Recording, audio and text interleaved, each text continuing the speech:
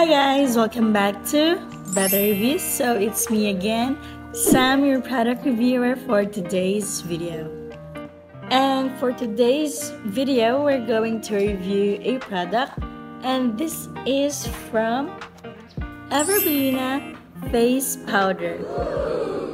So guys, it comes with vitamin E and kaolin. And napalit din ako siya sa Watsons. Kaya gahapon guys, ato ko sa Watsons, kaya nakita ko og face powder.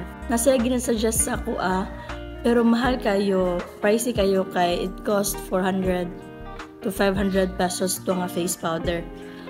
But nakita ra jud ko og kanang powder lang, not really into kanang basta daw nindot man to siya, pero di lang kay ko ganahan mo gasto when it comes to makeup. So, nag-ask na lang kung unsay mas affordable nga face powder diri sa Watsons. And then, they suggest Everbelina nga face powder. So, iyang original price, guys, is only 150 pesos. Okay ra kay ko. Kay barato ra kaayo. And then, nangita ra jud ko powder para lang kanang maputi ako ang naong baron. And then, dili pa jud 150 ako nang bayaran ani sa pag-abot nako sa cashier. Kay I have my Watsons app katong na QR code. Ako to siyang gi-present. Then pag-scan ani niya kay naaman di ko 50 points. So instead of 150, nahimo na lang siyang 100. So mas ning barato pa gid siya, di ba? So save kayo. And ang iyang shade guys is honey. Dili jud kay ko yung kuan sa makeup. So ang nag-choose ani kay ang katong sales lady and my friend. Kay lagi mas mo kuan ako ang kaninga shade sa ko ang skin. Kay naa may natural pero white ra sa daw kay to. So di siya pwede sa kuha. And then tulo na sila kabuok, nakalimot ko sa usa pero kaning honey ang tan. So mas dark sad kay to. So honey ilahangi suggest sa kuha. And now, ato siyang i-try o apply sa kuang now. Matte face powder. Kaya na ako ginagamit sa kuang now nga sun cream, katong Esfolio. Ako na to siyang na-review guys, so tunawal lang niya ninyo. And then, of course, I know, dili makompleto ato ang routine sa tuang nang if ever wala tayo mabuta nga face powder. So, pila na ko tuig nga wala nagamit og face powder. Kay murag ni settle na sad ko sa sun cream, but this time murag ganahan sad ko nga mo apply og balik. So di mo sad ko mahadlo kay it's Everbelina baka naman. So naa siya mirror siya guys, and then naput siya foam. So, yung foam kay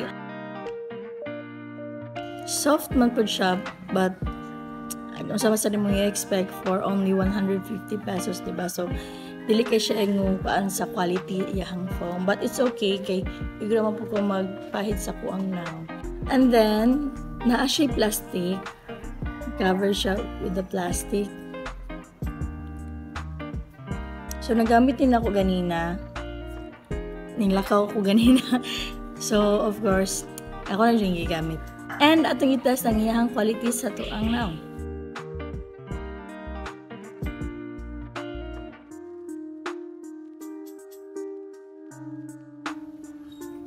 Diba?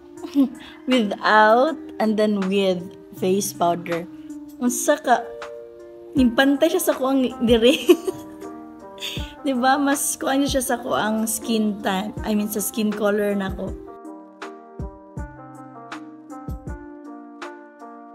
Atong humanon sa pikas. Kay oily kayo, dire. Dire is dili na. Wow!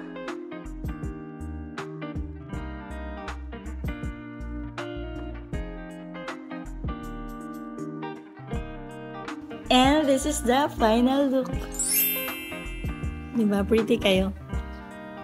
So, rating time, ako siyang i-rate of 10 over 10. Why? Kay sa presyo pa lang daan, it's only 150, then naka-discount pa jud ko. So, 100 na lang yun. Then, nindot po dihang packaging. And I love the shade. Kaya na-conjute sa ko ang skin color. And nakita ninyo unsa ka nindot, di ba? Then, isa pa kay, dili siya pilit. Of course, it's a powder, di siya pilit. And, dali na po siya ma-scattered sa muhang now. Basta makatag. Basta tarong lang yun mo siya o nud-nud sa muhang now. And, of course, it's Everbelina. And, ito, barato kayo. For only 150 pesos, nakuha nila kong mga gikinahanglan.